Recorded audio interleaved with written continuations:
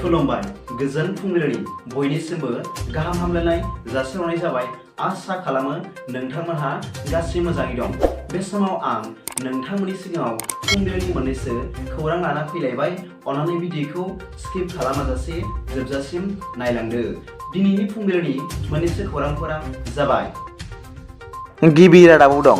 मैया डिरेनफेक्सननि एक्स.NDFBनि गाहाय दैदेनगिरि बिथाङा खौरांगिरिनि सिगाङाव फोरमायदों दि बिथांमोननि फेक्सनआ सरकारा होनो थाखाय राजि जानाय NDFBनि मुङाव मोननो गोनां रिहेबिलिटेसननि रांखौ 5% बाहागोआल' मोननो हादों, नाथाय 95% सुबुंफ्रानो दासिमबो मोनाखै होनना फोरमायदों। लोगोसे बिथाङा मोननो गोनां आद्रा थानाय NDFB केडारफोरनो थाबैनो होजोबनो थाखाय सरकारनिसिम खावलायहरदों होनना मिथिनो मोननाय जादों। नैथि रादाबाव दं। मैया बिटिआरनि गाहाय मावफुं सोद्रोमा मानाव गेदेर प्रमद बर' बिथाङा क'क्राझार जिल्लानि सिङाव थानाय परबतजरानि काजिगावआव गोदानै लुफुंजानाय ITIखौ बेखेवनानै होदों होनना मिथिनो मोननाय जादों। मख'नो गोनां दि बिथां गाहाय मावफुं सोद्रोमाया गावनि बिबुंथियाव फोरमायनाय बादिब्ला बे फसंथाननि गेजेरजों गोबां लाइमोनफोरा भकेसनेल आरो टेकनिकेल ट्रेनिं लानायनि सुबिदा लानो हागोन होनना फोरमायदों। थामथि रादाबाव दं। मैया क'क्राझार जिल्ला दुलाराय बर' फरायसा आफादनि लेङाइ आफादगिरि मानाव गेदेर मनिन बसुमतारी बिथाङा खौरांगिरिफोरनि सिगाङाव फोरमायदों दि बिथांमोनहा क'क्राझार RNB हस्पिटालखौ क'क्राझार मेडिकेल हस्पिटालाव बोस्लायना लांनो थांखि लानायनि बेरेखायै आसामनि गिबि मन्थ्रि मानाव गेदेर डक्टर हिमन्त बिश्व शर्मा बिथांनिसिम मेम'रेन्डाम दैथायहरदों होनना फोरमायदों। मख'जाथाव बाथ्रा दि क'क्राझार जिल्ला दुलाराय बर' फरायसा आफादा RNB हस्पिटालखौ बोस्लायना लांनो थांखि लानायाव मदद गैया आरो बे थांखि लानायखौ गावसोर हेंथा होयो होनना फोरमायदों। ब्रैथि रादाबाव दं। आइ दैमानि दालां एबा हाग्रामा दालांनि साखाथियाव खुंजानाय दमासि फोरबो फालिनाय हाबाफारिखौ हरखाब बन्द' खालामना होनाय जाबाय होनना मिथिनो मोननाय जादों। मिथिनो मोननाय बादिब्ला बे दमासि फोरबो फालिनायाव DCनि गनायथि होनाय नेमफोरनि बागदा खामानि मावनायनि थाखाय साब डिभिजनेल मेजिस्ट्रेटआ बन्द' खालामबाय होनना मिथिनो मोननाय जादों।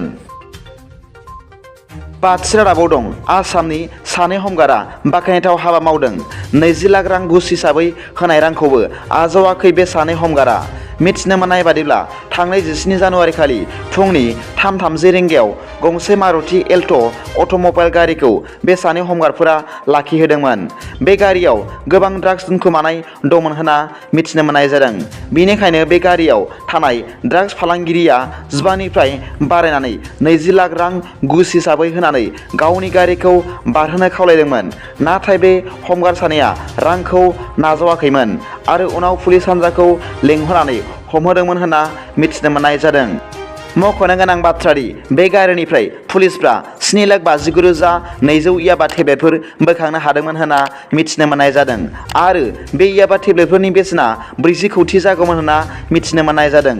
मख'जाथाव बाथ्रा दि बे धोरोमिया खामानिनि थाखाय बिथांमोन सानै हमगार्डफोरखौ पुलिस साख्रियाव प्रम'सन खालामना होनाय जाबाय होनना मिथिनो मोननाय जादों। बे जाथाया करिमगन्ज जिल्लायाव जादोंमोन होनना मिथिनो मोननाय जादों। बे सानै हमगार्डनि मुङा जाबाय फारि अनुपम मालाकार आरो जासिम उद्दिन होनना मिथिनो मोननाय जादों। दथि रादाबाव दं। आलादा खमथाफोर दानायाव बिजाथाइ दुलाराय बर' फरायसा आफादनि मिरु आफादनि आफादगिरि दिपेन बर'नि बिजाथाइ। मख'नो गोनां दि 35 बोसोर एबसुआ सुबुंखान्थि सोमावसारनानै BLT NDFBजों भारत सरकार, आसाम सरकारनि BSc, BTC आरो BTI गोरोबथा जादों।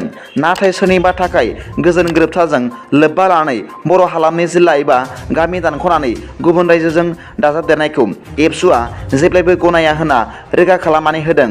मैया खौरांगिरिफोरनि सिगाङाव।